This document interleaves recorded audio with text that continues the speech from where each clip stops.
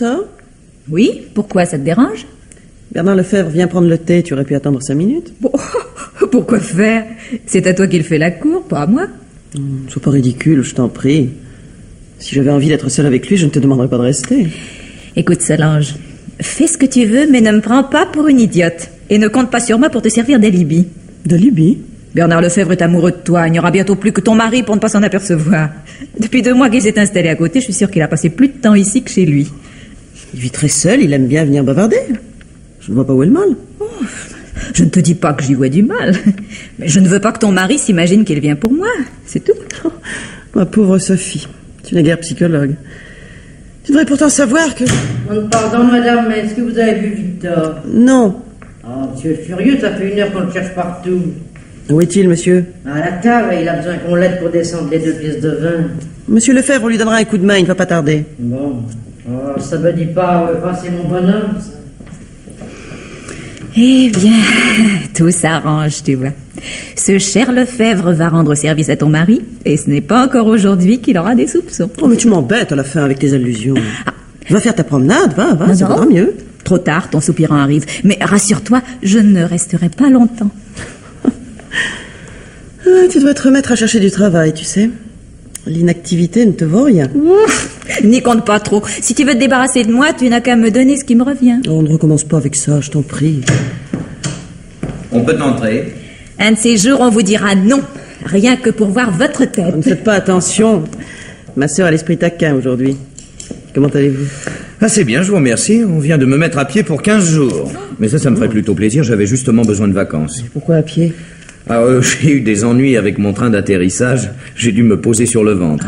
Oui, moi, je voulais le faire sans attendre, mais ces messieurs de la tour de contrôle ont exigé que je brûle d'abord mon carburant. Alors, comme j'avais envie d'aller me coucher, je leur ai dit un peu vertement ce que je pensais. Mais je commence à comprendre pourquoi vous ne transportez que des sacs postaux. Oh, Sophie, voyons. Non, ça... Votre sœur a raison. Un de ces jours, si je ne tiens pas mieux ma langue, je finirai par me retrouver assis derrière un bureau. Bon, eh bien, je vous laisse. Je vais faire mon petit tour. Seulement, attention, monsieur Lefebvre, tâchez de ne pas vous faire mettre à pied ici aussi.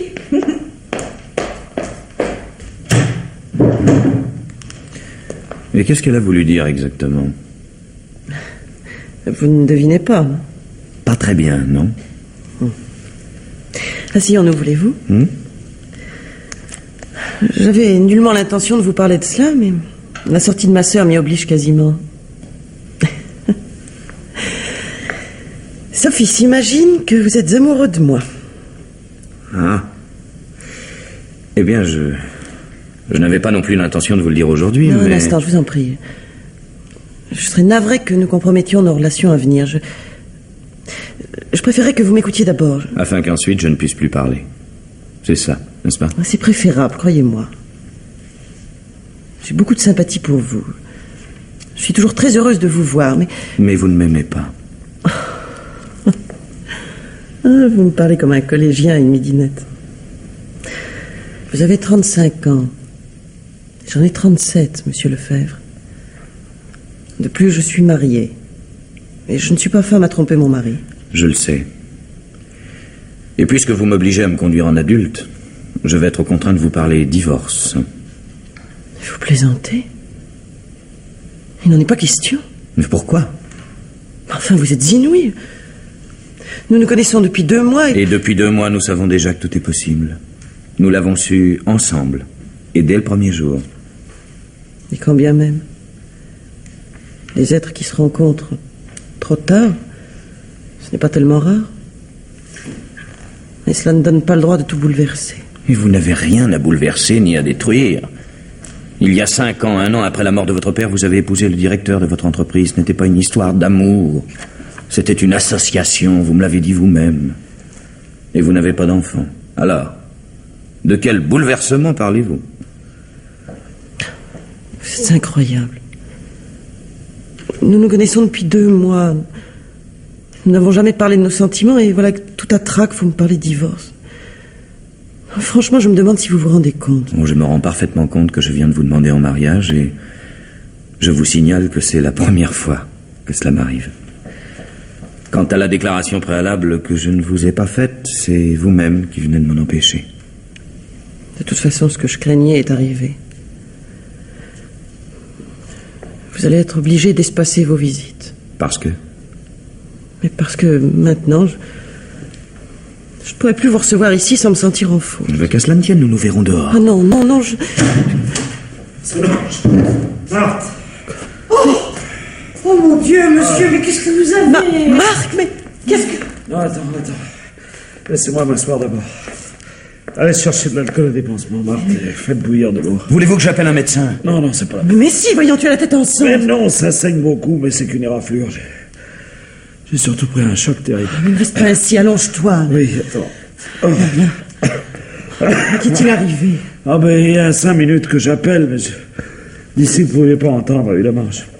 Je suis resté je sais pas combien de temps évanoui au fond de la cave. Que s'est-il passé? Tu es tombé? Non, c'est une pièce de vin qui m'est arrivée dessus. 250 kilos, à 10 cm près, j'avais la tête écrabouillée. Tu as voulu la descendre tout seul, c'est ça? Non. Mais comment, non? Elle était juste au bord de la trappe, je sais pas, j'avais mis une cale pour l'empêcher de rouler, mais... Et vous l'aurez mal mise et le fût l'aura entraîné. Ah, je crois pas, non. Mais pourquoi? Parce que si ça s'était passé ainsi, la cale serait tombée avec le fût. Seulement, c'est pas le cas. La cale est restée en haut.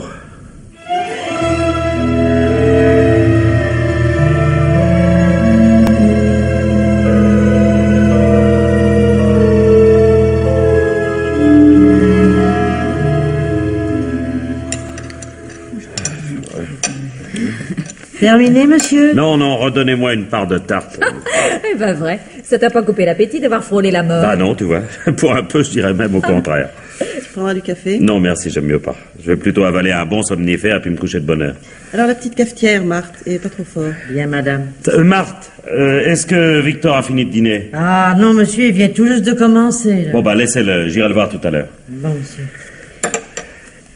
Tu commences ta petite enquête. Oh non, seulement cet animal a encore disparu cet après-midi. Je voudrais bien savoir où il était passé. Parce qu'il suffit qu'on ait besoin de lui pour qu'il soit pas là, celui-là. Qu'est-ce que tu attends pour le mettre à la porte? Ah non, Sophie, je t'en prie, n'envenime pas toujours les choses. Je n'ai pas envie de perdre Marthe, moi. Et voilà, parce que la femme est une perle, il faut supporter son feignant de mari. C'est pas étonnant qu'il en prenne à son aise. Avec ou sans Victor, Marthe tient cette maison de la cave au grenier. De plus, c'est une cuisinière parfaite. Eh oui. Et oui, si nous les mettions à la porte, nous serions plus embêtés qu'eux. Eh ben, n'en parlons plus. Seulement, je peux tout de même bien lui demander où il était. Non? Oui, et des fois qu'il soit passé à proximité de la cave et qu'il ait fait rouler le fût par inadvertance. On ne sait jamais. Oh non, écoute, Sophie, ça suffit.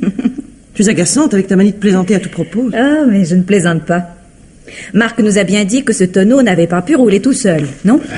Oui, c'est ce que j'ai pensé a priori. Mais il doit y avoir une autre explication. Que quelqu'un ait enlevé volontairement cette cale, c'est impensable quand même. Impensable, peut-être, mais sûrement pas impossible. Que veux-tu dire? Supposons que quelqu'un ait vraiment fait basculer ce fût. Oh. Je ne dis pas que c'est une certitude, mais enfin supposons.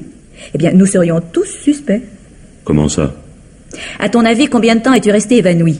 Oh, c'est difficile à dire, ça. Je sais pas, moi, entre 5 et 10 minutes, peut-être. Bon. Et qui as-tu vu en dernier, avant l'accident, là? Marthe, je crois.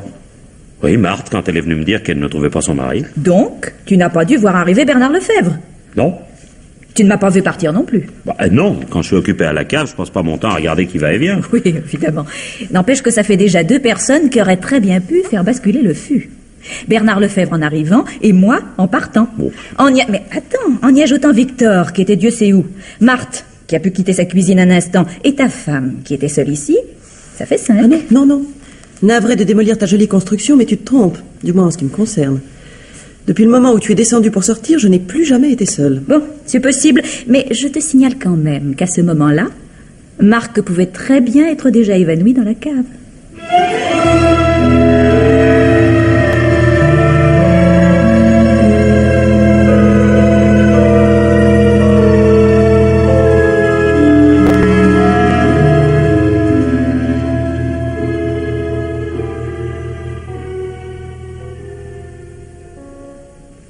Monsieur, s'il vous plaît. Oui, voilà. Entrez, je vous en prie. Pardon, monsieur. Asseyez-vous, monsieur. Merci. Mon nom est Viala, Marc Viala. J'habite les Cigales, une propriété qui surplombe la ville. Commissaire principal Voiron. Que puis-je pour vous, monsieur Viala? Monsieur le commissaire, j'ai une petite requête à vous présenter. À vrai dire, il ne s'agit que d'une formalité dont j'aurais peut-être pu me dispenser. Mais je préfère être en règle. C'est toujours préférable, vous avez raison. De quoi s'agit-il? Voilà, je voudrais obtenir un port d'armes. Pour quelque temps seulement, 3 ou 4 mois. Mais seriez-vous en danger? Pour être franc, je ne suis pas sûr. Mais je viens d'être victime en l'espace de 8 jours de 2 accidents qui ont failli me coûter la vie. Dans quelles circonstances? Si vous le permettez, je préférerais ne pas vous en dire davantage. Prenez, je ne suis sûr de rien et il se peut que mon imagination me joue des tours. Mais je me sentirais plus tranquille si j'avais une arme dans ma poche. J'espère bien ne pas avoir à m'en servir.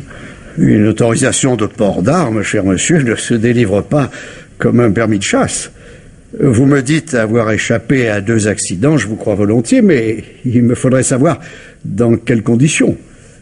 D'autre part, s'ils sont réellement suspects, vous devriez déposer une plainte contre X. Ah non, ça certainement pas. Si je dépose une plainte, vous allez ouvrir une enquête, interroger mon entourage et vous mettre à soupçonner tout le monde. Non, si quelqu'un en veut à ma vie, d'ailleurs, c'est certainement pas parmi mes proches. Pardonnez-moi, mais je ne vous comprends pas très bien. Si vous voulez que la police vous protège, il est indispensable... Je ne demande pas à être protégé, monsieur le commissaire. Je veux être à même de me défendre, le cas échéant. C'est tout. Non. Mais une simple question, alors. Je vous en prie. Si vous aviez eu un revolver lors des 2 accidents dont vous me parlez, oui. Vous aurait-il servi à quelque chose? Il y a 8 jours, non. Mais pour l'accident d'hier, oui, certainement. Dans ce cas, racontez-moi au moins celui-là. S'il suffit à me convaincre que vous êtes en danger, je verrai à vous accorder votre permis. Bien. Hier après-midi, donc, un peu après 4 heures, je rentrais de Paris en voiture. Parce que vous travaillez à Paris? Oui, je dirige une fabrique d'emballage dont ma femme et ma belle-sœur sont propriétaires. Et lorsque je rentre de bonne heure, comme hier, je m'arrête toujours pour marcher un peu dans la forêt. Je laisse ma voiture toujours au même endroit, dans un petit refuge, au pied d'une paroi rocheuse. Et c'est précisément du haut de cette paroi, au retour de ma promenade, que la mort a failli me tomber dessus. Sous quelle forme? Sous la forme d'un énorme rocher d'au moins 300 ou 400 kilos. D'ailleurs, c'est bien simple, ma voiture a été littéralement coupée en 2 et l'intérieur pulvérisé. Diable! Vous n'allez pas me dire que vous étiez dedans, tout de même? Non, mais j'y étais 2 secondes avant. Et c'est bien un hasard miraculeux si j'en suis ressorti. Je venais de m'installer au volant. J'étais sur le point de mettre en marche lorsque je me suis souvenu d'un bruit de carrosserie qui m'intriguait depuis le matin. Ayant déjà oublié 2 fois, je décide d'y jeter un coup d'œil tout de suite et je ressors de la voiture. Bon, je ne vous dirai pas que j'ai vu arriver le rocher. Je n'en aurais pas eu le temps. Mais j'ai dû l'entendre lorsqu'il a glissé et instinctivement, je me suis jeté contre la paroi. À la seconde même, d'ailleurs, où ma voiture était réduite en miettes. Vous pouvez dire effectivement que vous l'avez échappé belle. Oui. Ce que je ne comprends pas très bien, par contre, c'est ce que vous auriez fait d'un revolver. Eh bien, figurez-vous qu'avant même d'être revenu de ma stupeur, machinalement, j'ai couru pour apercevoir le haut de la paroi. Et un peu en retrait, derrière des buissons, il m'a semblé apercevoir une silhouette. Mais vous n'en êtes pas sûr? Non. Non, ça, j'en suis pas sûr. Et c'est justement pourquoi j'ai regretté de n'être pas armé. Qu'avec un revolver, j'aurais commencé par cribler ces buissons de quelques balles. Vous n'êtes pas monté? Ah si, bien sûr, mais il me fallait faire un assez grand détour et l'endroit échappait à ma vue. Alors... Oui, de telle sorte que finalement, vous n'avez aucune certitude. Si, tout de même. Parce que si le méchant plaisantin qui a fait ça a eu le temps de filer, il n'a pas eu celui d'effacer ses traces. Ah oui, voilà qui est plus intéressant. Et ce rocher n'a pas pu glisser tout seul, monsieur le commissaire. Il était solidement ancré dans la terre et il n'était pas à l'extrême bord. On voit nettement les traces du pieu ou du levier qui a servi à le faire basculer.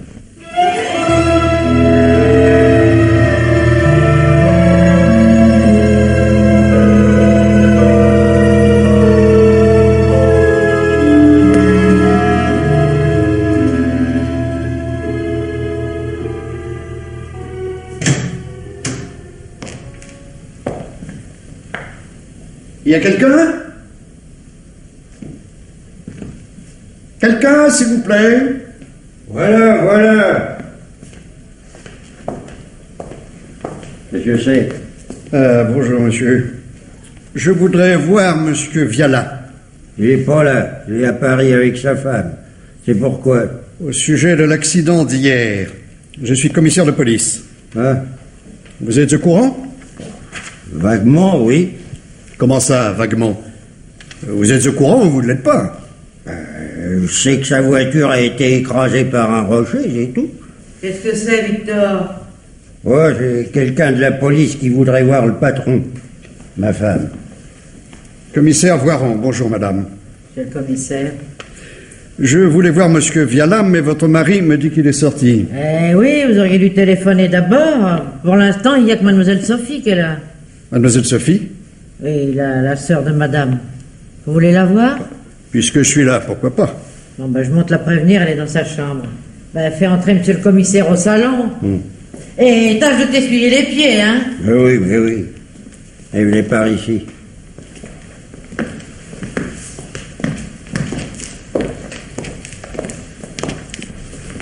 Voilà. Il y a longtemps que votre femme et vous travaillez ici? Oh, un peu plus de 2 ans. La place est bonne? C'est une place. C'est parce que je suis policier ou bien vous êtes laconique de nature? Je suis quoi? Laconique. Enfin, pas bavard, si vous préférez. Ça dépend. Quand j'ai quelque chose à dire, je suis aussi bavard qu'un autre. Ouais. Eh bien, parlez-moi donc un peu du premier accident de votre patron. Celui d'il y a 8 jours. Ah, ça, désolé, mais j'étais pas là. Oh, on a bien dû vous en parler tout de même. Oui, bien sûr, ma femme m'a raconté, mais ça serait peut-être plus simple de y demander à elle. Pour l'instant, c'est à vous que je le demande. Bon. Ben, c'est encore un truc qui a failli lui tomber dessus, comme qui dirait une pièce de vin. Il était dans la cave, je crois. Oui. À mon avis, il avait du mal caler son fût. En tout cas, il l'a évité de justesse. Pareil qu'il saignait drôlement. C'était vraiment moins une, quoi. Et vous? Où étiez-vous pendant ce temps? Quelque part dans la forêt. J'y passe plus de temps que dans la maison. Et on vous a engagé comme quoi? Oh, moi, vous savez, on m'a surtout engagé parce qu'on avait besoin de ma femme. Elle sait tout faire, elle. Elle travaille comme 4. Elle a ça dans le sang. Ce qui n'a pas l'air d'être votre cas. Je donne un coup de main pour les gros travaux et puis je m'occupe du jardin. Ça a l'air de rien, mais il y a déjà de quoi occuper son homme. Autrement dit, vous faites ce qu'on vous demande, mais rien de plus. Voilà. Et je me porte pas plus mal pour ça. Quel âge a-t-elle, mademoiselle Sophie? 24, 25, je sais pas exactement. Elle ne travaille pas? Non. Pourquoi? Elle est comme moi. Elle aime bien la forêt. Ben tiens, vous allez pouvoir lui demander, la voilà qui arrive. C'est bon. Non mais ne partez pas trop loin, j'aurai peut-être besoin de vous voir encore. Ah, si ça peut vous faire plaisir.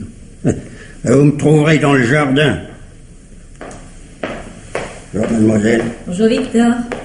Bonjour, monsieur. Bonjour, mademoiselle. Commissaire Voiron, police municipale. Ah, eh ben vous tombez bien. Je suis en train de lire un roman policier auquel je ne comprends rien. Vous allez peut-être pouvoir m'éclairer. Ça est avec plaisir, mais j'ai malheureusement peu de temps, mademoiselle. Les policiers de roman ont cet avantage sur nous qu'ils ne s'occupent que d'une seule affaire à la fois. Oui, enfin, dommage. Mais asseyez-vous quand même, je vous en prie. Merci. Vous venez pour cette histoire de voiture? Oui. Oh.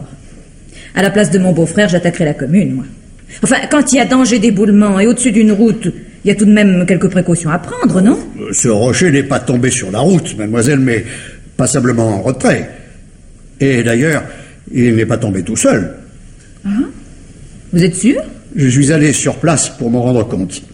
Indiscutablement, on a fait basculer ce bloc. Un Hercule, alors. D'après mon beau-frère, il devait peser plusieurs centaines de kilos. Oui, mais il n'était pas nécessaire de le soulever. Placé comme il l'était avec un levier, un enfant de 15 ans pouvait le faire basculer. Un levier? Mais votre assassin n'aurait même pas songé à en effacer les traces? Ayant raté son coup, il n'en a pas eu le temps. Si votre beau-frère était resté dans sa voiture, il n'aurait certainement pas oublié, croyez-moi. En tout cas, une chose est sûre, c'est pas quelqu'un qui a beaucoup d'imagination. Il y a 8 jours, un tonneau, hier, un rocher. Quelqu'un qui aime voir les choses de haut, probablement. Les moyens de camoufler un crime en accident ne sont pas tellement nombreux, vous savez. Cela dit, mademoiselle, vous semblez prendre ces 2 tentatives bien légèrement. Oh, ce ne sont que des tentatives, après tout. Et puis, Oui? je sais pas, moi, qu'on puisse en vouloir à Marc au point de l'assassiner. Alors ça me paraît presque impensable. Pourquoi? Pour rien, comme ça. Où étiez-vous hier après-midi vers 5 heures? Ah, pas ça alors. Non, mais vous plaisantez, j'espère. Répondez-moi, je vous prie. Bon. À 5 heures, je devais être encore en train de me promener, mais pas très loin d'ici. Marc est arrivé vers 5h30 et j'étais là depuis un moment déjà. Vous allez souvent dans la forêt? Quand le temps le permet, tous les matins et tous les après-midi. J'adore marcher. C'est d'ailleurs ce qui me fait supporter la campagne. Vous ne travaillez pas, hein? Non. Je vide mes rentes. Vous avez bien de la chance. Oh, c'est pas mon avis. Je préférerais vivre de mon capital. C'est-à-dire? Eh bien, mon père nous a laissé une affaire importante à ma sœur et à moi. Malheureusement, c'était un homme prévoyant et il a stipulé que je ne pourrais pas disposer de mes parts sans le consentement de ma sœur. Pas avant ma 30e année, en tout cas. Et votre sœur refuse de vous émanciper? Oh, c'est surtout son mari. Il ne veut pas d'étrangers dans l'affaire et ils prétendent qu'ils ne pourront pas me racheter mes parts avant 4 ou 5 ans. Oh, mais au fait, j'y pense. Oui. S'il disparaissait, ça m'arrangerait sûrement. Oh, mais vous devriez me mettre en tête des suspects. Vous vous entendez bien avec lui? Oh, à merveille. J'avais décidé de m'installer avec eux pour les embêter et les faire fléchir. Mais finalement, j'ai choisi une autre tactique. Je suis désagréable avec ma sœur et je fais du charme à mon beau-frère. Qu'est-ce que vous ferez lorsque vous disposerez de votre argent? Je sais pas encore. Mais je pourrais me faire construire une fusée et aller me promener dans le cosmos, par exemple. Histoire de voir les choses de haut, moi aussi.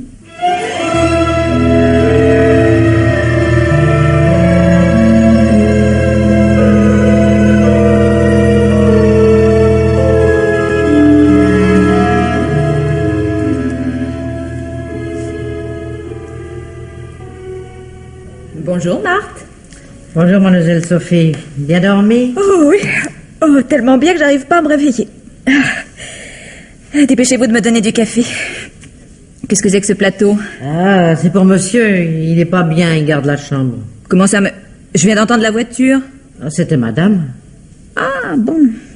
Tenez, puisque vous êtes pressé, allez vous asseoir, je vous porte ce plateau-là. Hein, j'en préparerai un autre. Bon, excellente idée. D'ailleurs, quand on est malade, on n'a pas besoin de manger.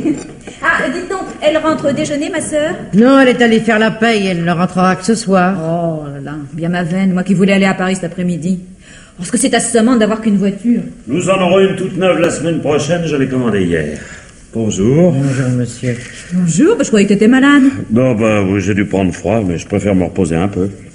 Apportez-moi simplement une tasse, Marthe, je ne mangerai pas. Bien, monsieur. Oh, Marthe. Mademoiselle? Apportez-moi une robe de chambre, vous serez gentille. Oui. J'ignorais qu'un monsieur assisterait à mon petit déjeuner. Oh, cette chemise de nuit est très correcte. Rassure-toi. Tu es ravissante. Oh. Merci, monsieur. Non, je vous prie. Qu'est-ce que tu fais aujourd'hui? Bah, pas grand-chose, comme d'habitude. Ça commence d'ailleurs à énerver Solange. Pourquoi veux-tu pas travailler avec moi? Oh, parce que pour moi, tu représentes le plaisir, les sorties, les week-ends, les vacances, quoi. Si tu te mettais à me commander et à me parler travail, ça gâcherait tout. Oui, t'as peut-être pas tort après tout. D'ailleurs, si je retravaillais, je m'installerais à Paris. Et tu n'aimerais pas ça non plus. Non, j'aimerais pas ça, c'est vrai. Alors. Voici, monsieur. Merci. Bon, je cherche votre peignoir, mademoiselle. Oui. Tu permets que je fume? Oh bon. Tu sais, tu ferais mieux de manger quelque chose d'abord. Non, toi, j'ai pas faim, merci. Dis donc, est-ce que par hasard tu aurais peur? Bon, oui et non. Tu sais, ne pas pouvoir faire un pas sans se demander ce qui va vous tomber sur la tête, c'est pas spécialement agréable. Oui, bien sûr. Tu as des soupçons? À revendre. Quand on peut soupçonner personne en particulier, on finit par soupçonner tout le monde. Même moi? Pourquoi pas, Après tout, tu étais dans les parages. Les 2 fois. Oh. Et le mobile? Le mobile. Si je disparaissais, Solange liquiderait la fabrique, tu toucherais ta part et tu pourrais enfin jeter l'argent par les fenêtres. Oui. Oui. Oui. Mais à part moi, qui soupçonnes-tu? Bon, non, à vrai dire, ni toi ni personne. Non, tout ça est tellement insensé que j'en arrive à me demander s'il ne s'agit pas d'un fou qui se promène dans le voisinage. Parce qu'après tout, les 2 tentatives ont eu lieu en dehors de la maison. Oui. Dis donc. Quoi? Et Victor? Victor? Quoi, Victor? Il ne t'aime pas, il ne s'en cache guère. Bah non, mais justement, s'il avait l'intention de m'assassiner, il le montrerait moins qu'il ne m'aime pas. D'ailleurs, je vois pas très bien ce que ma mort lui apporterait. Tu sais, on ne tue pas les gens par antipathie. Oh, ça c'est vrai. On tue bien plus souvent par amour. Par amour? Oui, enfin... Non, enfin, je voudrais pas que...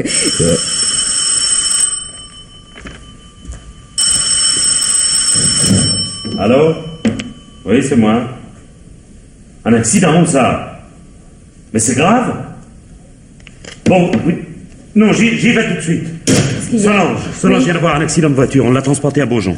Bon, appelle-moi un taxi, je vais m'habiller. Mais, Marc, c'est grave? Non, je sais pas, on vient de me dire que oui, assez grave.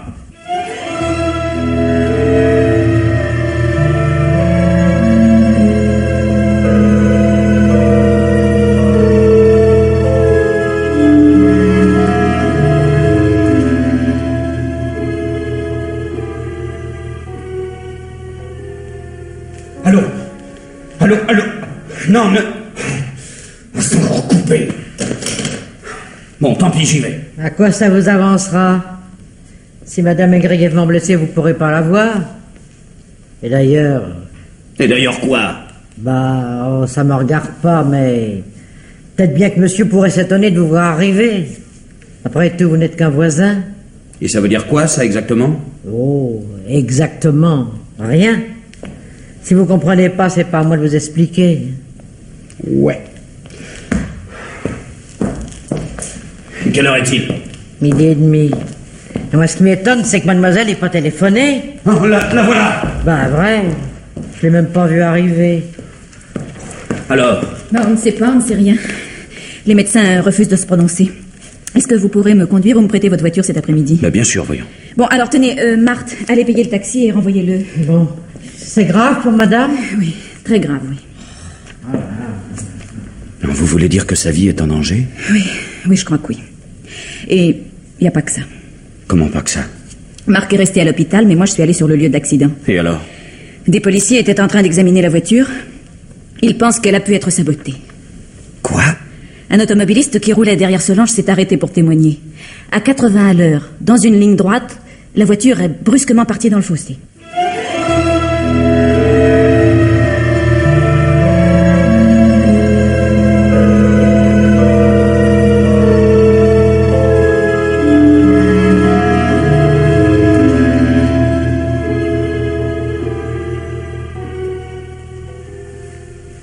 Asseyez-vous, monsieur Viala, je vous en prie. Je vous ai demandé de venir jusqu'ici afin que nous soyons plus tranquilles. Ce que j'ai à vous dire est très grave. Et je ne tiens pas, pour l'instant du moins, à ce que votre entourage soit informé. Ce matin, je n'avais que des doutes. Ce soir, c'est une certitude. La voiture de votre femme a été sabotée. C'est insensé, ça, je ne peux pas le croire. Les experts sont formels. Les 2 écrous de la bielle de direction n'ont pas pu se dévisser tout seuls et en même temps. Alors, autrement dit, puisque depuis 3 jours j'utilisais la voiture de ma femme, c'était encore un attentat contre moi, ça. Eh oui. C'est aberrant. Aberrant. Saboter cette voiture après les 2 premières tentatives, c'est aussi flagrant que de me tirer un coup de fusil à bout portant, non? C'est effectivement assez déroutant, oui. Pour votre femme, s'il n'y avait pas eu ce témoin providentiel, l'accident était plausible et la police n'aurait peut-être pas cherché plus loin. Mais il est bien certain que si vous aviez été accidenté, vous, mon premier soin aurait été de faire examiner la voiture. Ça ne peut être qu'un fou. C'est impossible autrement. Après m'avoir raté 2 fois et sachant probablement la police prévenue, n'importe quel homme sensé aurait abandonné, voyons. En tout cas, un tel acharnement suppose une haine peu commune. Vous n'avez toujours aucune idée? Non, aucune. J'ai peut-être quelques ennemis comme tout le monde, mais je ne connais personne qui soit capable de se montrer pareillement enragé. À qui profiterait votre mort si vous veniez à disparaître? Mais à personne, justement. L'entreprise que je dirige appartient à ma femme et à ma belle-sœur. J'ai même pas d'assurance sur la vie. Et il y a longtemps que vous êtes marié? Il y a 5 ans. Pourquoi? Oh, simple question de routine. Ah oui, je crois deviner à quoi vous pensez, mais vous faites fausse route. En supposant même que ma femme ait un jour envie de se retrouver libre, elle me dirait tout simplement: arrangeons nos affaires, divorçons et restons bons amis. Puis d'ailleurs... Oui? Ayant été elle-même victime de ce sabotage, elle se retrouve automatiquement au-dessus de tout soupçon, non? Eh oui, bien sûr. Alors qu'est-ce que vous allez faire? Oh, personnellement, je n'aurai pas le temps de faire grand-chose. Dès que j'aurai le rapport officiel des experts, je vais être obligé de passer l'affaire à mon collègue de la police judiciaire. Et pour trouver le coupable d'ici là, il me faudrait une sacrée chance.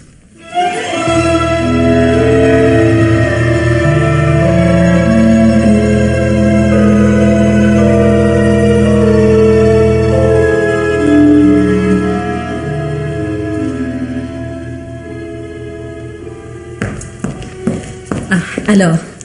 Elle n'a toujours pas repris connaissance.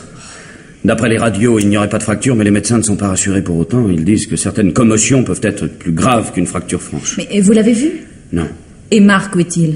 Oh, je l'ai laissé à son garage, il essaie d'obtenir la voiture qu'il avait commandée. Et ici, rien de nouveau? Non. Non, sauf que le commissaire a téléphoné, il sera là vers midi. Il voudrait voir tout le monde. Tout le monde? Oui, les gens de la maison, et vous aussi. Il ne m'a rien dit de précis, mais il avait un petit ton bizarre. Comme s'il pensait que le coupable puisse être parmi nous. Enfin, c'est insensé. Ah, n'oubliez pas qu'il y a eu erreur sur la victime, mon cher. C'est Marc qui était visé. Et alors, qu'est-ce que ça change? À mon avis, pas mal de choses. Je connais au moins 2 personnes pour qui la disparition de Marc serait avantageuse. Vous et moi. Désolé, mais je trouve l'astuce un peu grosse. Vous sachant innocente, vous ne risquez pas grand-chose à vous ranger parmi les suspects. Convenez franchement que vous me croyez coupable, ce sera plus simple. Je ne dis pas que vous l'êtes, mais enfin, vous êtes amoureux de Solange et la disparition de son mari vous arrangerait forcément. Écoutez, que vous m'estimiez capable de commettre un crime passe encore. Mais vous pourriez au moins ne pas me prendre pour un imbécile. Mais... Si j'avais saboté cette voiture, je serais resté aux aguets. Et en voyant Solange partir à la place de son mari, j'aurais trouvé le moyen de l'arrêter, coûte que coûte. Ah oui, après coup, ça paraît logique, évidemment. Mais après coup seulement. Vous auriez très bien pu ne pas penser à cette éventualité. Oui, oh, bon. Très bien, pensez ce que vous voudrez. Après tout, ce n'est pas le plus important. Et qu'est-ce qui est le plus important, selon vous? Je vais peut-être vous étonner, mais je n'ai pas envie de jouer au détective. Je pense à la vie de votre sœur.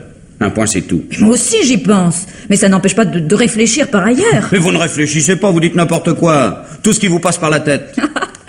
Ah, n'ayez pas peur, va. Je ne suis pas aussi mauvaise que j'en ai l'air. Ce que je viens de vous dire, je ne suis pas obligée de le répéter devant la police. Ce serait parfaitement inutile, mademoiselle. On entend très bien du couloir. Oh. Eh oui, que voulez-vous, ça n'est sans doute pas très joli d'écouter aux portes, mais c'est souvent très utile. Ainsi donc, monsieur Lefebvre, vous êtes amoureux. Et après? Après? Eh bien, il paraît que vous êtes également têtu, bagarreur et sujet à des accès de violence.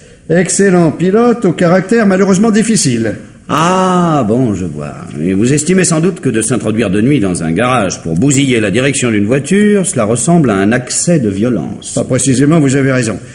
Il ne reste pas moins qu'un mari était en travers de votre route et que vous êtes homme à prendre vos responsabilités. Ah, parce que vous trouvez que le saligo qui a fait ce travail a pris ses responsabilités. Eh bien, dans ce cas, je suis désolé, mais nous ne devons pas avoir la même conception des mots.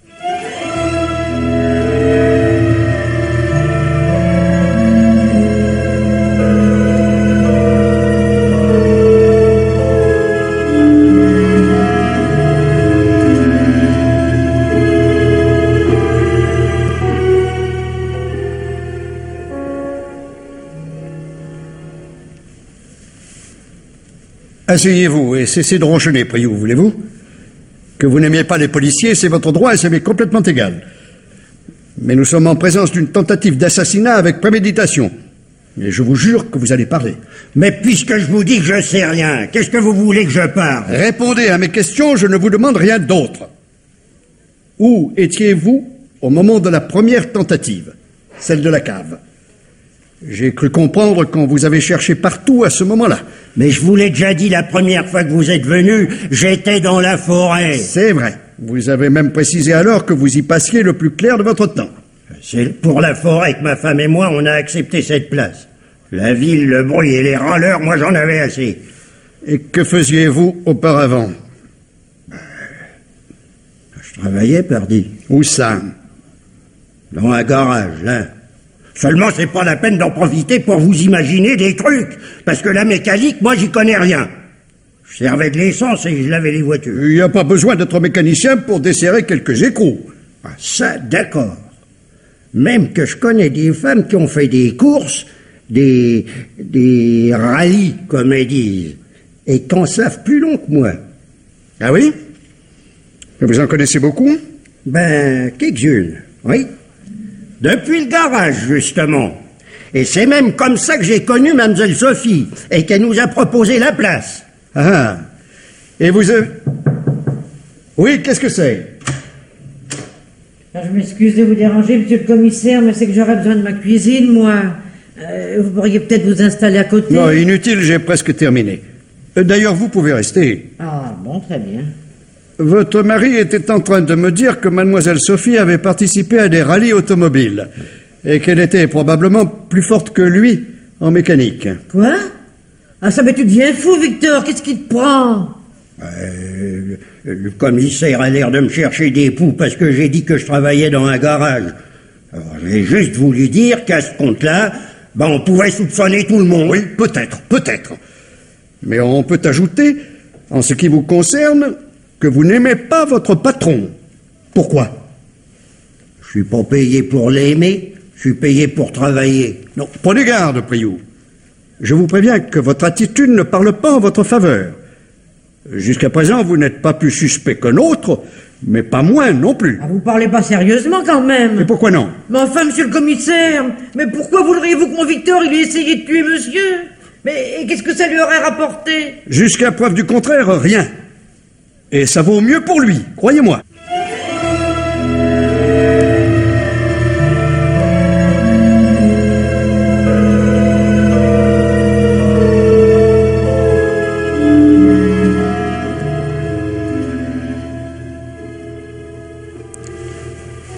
Marthe. Monsieur le commissaire. J'aurais besoin que vous m'aidiez.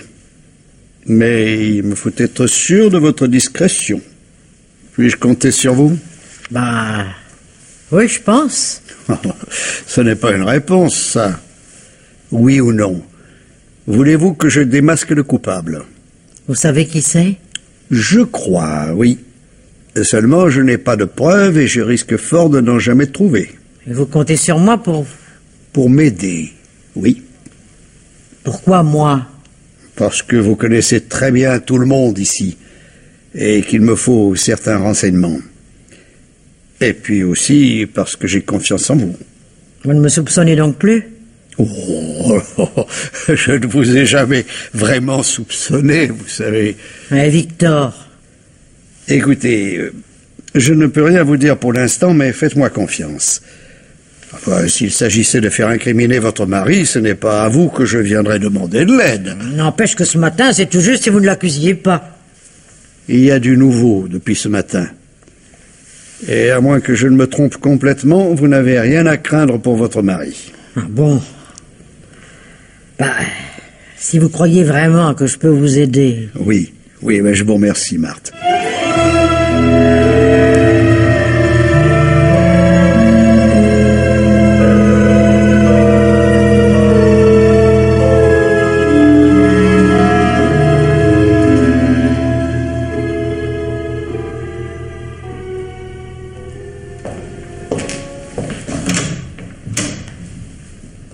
Monsieur Viala, puis-je vous demander de venir un instant, s'il vous plaît? Oui, voilà.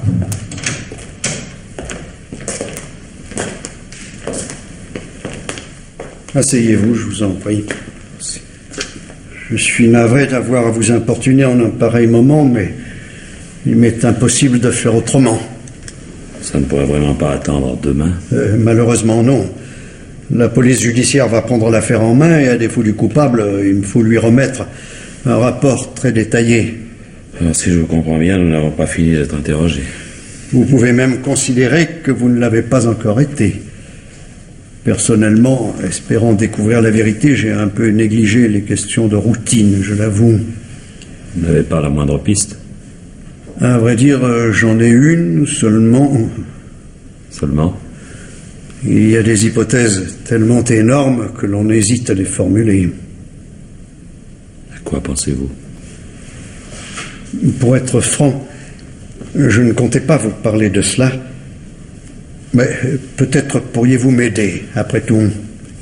De quoi s'agit-il? Vous risquez d'être désagréablement surpris, je vous préviens. Oh, le désagrément, vous savez. Maintenant que ma femme est morte, je ne vois pas très bien ce qui pourrait m'arriver de pire. Oui, je comprends. Vous ne vous êtes jamais étonné de voir M. Lefebvre ici tous les jours? Lefebvre? Quoi, c'est lui que vous soupçonnez? Prenons les choses dans l'ordre, répondez-moi d'abord. Ma foi, non. Comme il vit seul, qu'il travaille de nuit, il dispose pratiquement de tous ses après-midi, et j'ai jamais trouvé anormal qu'il vienne bavarder un peu avec ma femme et ma belle-sœur. Mais pourquoi cette question? L'idée ne vous est jamais venue qu'il pouvait être amoureux? Amoureux? De votre belle-sœur, par exemple. Sophie? Elle est sa maîtresse depuis bientôt 2 mois. Qu'est-ce que vous dites? Mais c'est impossible, alors. Oui, je comprends votre surprise. Mais si j'en crois vos domestiques, il aurait plutôt eu l'air de faire un brin de cour à votre femme. Une façon comme une autre de détourner les soupçons. Saligots, ils se sont bien payés ma tête tous les deux. Hein. Vraiment, vous ne vous êtes jamais douté? Me douter, non, ça je jure bien que non. Enfin, comment l'avez-vous su, vous? De la bouche même de votre belle-sœur. Madame Priou m'ayant mis sur la voie, elle en a finalement convenu assez vite. Oh, la garce. Notez que s'ils se sont cachés, c'est uniquement à cause de vous. À tort ou à raison, ils pensaient que vous seriez opposé à ce mariage. Ah, parce qu'ils ont l'intention de se marier? Oui, et ils ont aussi des projets de voyage, de très longues vacances. Projets coûteux, bien entendu, et qui nécessiteraient que votre belle-sœur entre en possession de sa fortune. Pour ça, je comprends pas. Non, mais vous pensez tout de même pas... À partir de là, je ne suis plus sûr de rien. Et c'est pour ça que j'hésitais à vous en parler. Mais convenez qu'il y a de quoi réfléchir. Vous disparu, votre femme n'aurait certainement pas fait de difficulté pour donner à sa sœur ce qui lui revient. Oui, évidemment, tout ça pourrait se tenir. Comme par hasard, lors de vos 2 premiers accidents, Lefebvre était dans les parages. Reste à savoir s'il a eu la possibilité de saboter la voiture. Oh, mais non, ça je peux pas le croire, enfin, quoi. Oh, je parle pas de la voiture, pour ça c'était facile. Lefebvre connaît la maison par cœur, il sait très bien que je ne ferme jamais la porte du garage. Mais Sophie, ça, je peux pas croire que Sophie... Je ne vous ai pas dit qu'ils étaient complices. Lefebvre a très bien pu décider seul votre disparition. Vous croyez? À mon avis, c'est même probable. Maintenant, pour ce qui est de le prouver, ce sera sans doute une autre histoire. Qu'allez-vous faire? Avant toute chose, il me faut essayer de reconstituer son emploi du temps et de déterminer l'heure du sabotage. Et c'est là que vous pouvez peut-être m'aider. Bien volontiers, mais comment? En me racontant très exactement ce qui s'est passé depuis le moment où vous avez rentré votre voiture la veille, oui, et celui où votre femme est repartie avec le lendemain matin. Mais écoutez, je vous ai déjà dit tout ça. Ça vous a pas avancé à grand-chose, d'ailleurs. Non, mais justement, il se peut que vous ayez oublié 1 ou 2 détails. Oh, franchement, ça m'étonnerait, vous savez. Enfin, voilà, ma femme et moi avions dîné à Paris. Nous sommes rentrés vers 10h. J'ai mis la voiture au garage et... Un instant. Oui. Vous m'avez dit que vous ne fermiez jamais la porte. Non. Mais comment l'entendez-vous? Vous la baissez sans la fermer à clé ou bien... Non. Sauf en hiver, je la laisse ouverte, quoi. Bien. Continuez. Continuez, c'est presque tout.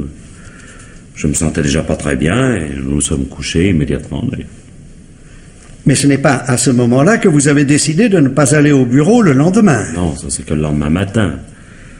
Ma femme a insisté pour aller au bureau à ma place. Alors, je me suis finalement laissé convaincre. Ah, bon, c'est votre femme qui a insisté pour y aller. Oui. Vous en êtes sûr? Ah oui, ça, certain. Vous mentez, Viala. Pardon? Avec beaucoup d'aplomb. Parce que votre femme est morte et qu'elle ne pourra plus vous contredire. Comment ça? Mais vous mentez. Il y a 2 jours, ne sachant pas encore si on la sauverait ou non, vous étiez beaucoup moins affirmatif. Ah, écoutez, je comprends rien à ce que vous dites. Alors, où voulez-vous en venir exactement? À ceci, qu'il n'y a jamais eu d'erreur sur la victime et qu'un seul attentat a véritablement eu lieu. Car c'est vous qui avez saboté la voiture et envoyé votre femme à la mort. Mais vous êtes fou! Le tonneau sur la tête, c'était astucieux, remarquez. Il n'y avait pas de témoin. Mais un peu de sang en a tenu lieu, une simple écorchure et le tour était joué. Ça saigne toujours très abondamment, la tête. Vous devriez écrire des romans, vous savez. Quant à la voiture écrasée, ça n'était pas bête non plus, et tout le monde a marché. Pourquoi pas, d'ailleurs? En face d'un attentat qui ne fait aucune victime, on n'a pas tellement lieu de se méfier. Ben, commandons. Et alors tout ça pourquoi, s'il vous plaît?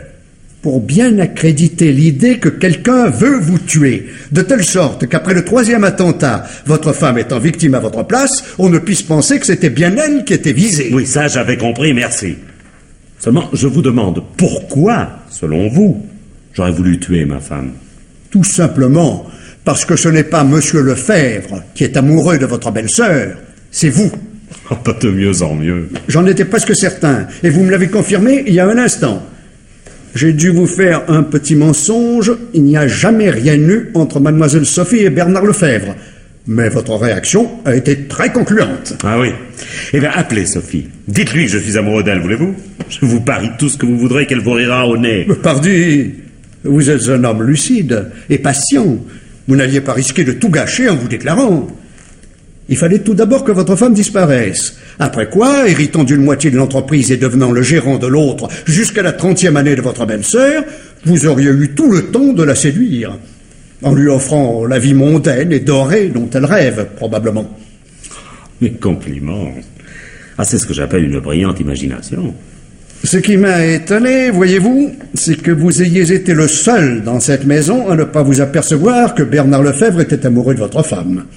Ou plutôt, à faire semblant de ne pas vous en apercevoir. Et puis, je me suis renseigné aussi sur la situation comptable de votre entreprise. Cet argent qui lui revient et que votre belle-sœur vous réclame, vous auriez pu le lui donner très facilement. Seulement, elle se serait retrouvée indépendante et aurait quitté cette maison, ce que vous vouliez éviter à tout prix. Je vous préviens que je commence à trouver la plaisanterie un peu longue, hein. Vous êtes un homme habile à dissimuler, Viala. Votre belle-sœur ignore à quel point vous la désirez et votre femme ne s'est jamais doutée de rien non plus. Malheureusement pour vous, eh bien, Marthe Priou est une femme simple, mais qui connaît la vie et qui s'est observée. Elle s'est fait un peu tirer l'oreille lorsque je l'ai questionnée, mais elle a fini par me dire le fond de sa pensée. Dois-je comprendre que vous comptez sur la pensée de ma domestique pour me faire inculper? Pour demeurer seul avec votre belle-sœur. Tous les moyens vous étaient bons, principalement le matin, à l'heure où elle se promène en tenue légère. C'est très drôle. Et cette pauvre innocente, complètement idiote probablement, ne se serait jamais doutée de rien. Depuis un an qu'elle s'est installée ici à ne rien faire, votre belle-sœur s'amuse à vous faire tourner la tête. Elle est coquette, c'est de son âge, et même un peu cruelle.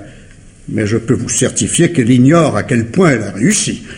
Et alors en somme, dans cette histoire, il n'y a que vous qui sachiez tout. C'est intéressant, je ne dis pas, mais tout se passe dans votre tête. Et vous n'avez pas l'ombre du commencement d'une preuve. Vous croyez? Vous m'avez bien dit, n'est-ce pas, qu'au matin de l'accident, votre femme avait insisté pour se rendre au bureau à votre place. Parfaitement, et je le maintiens. Un instant alors.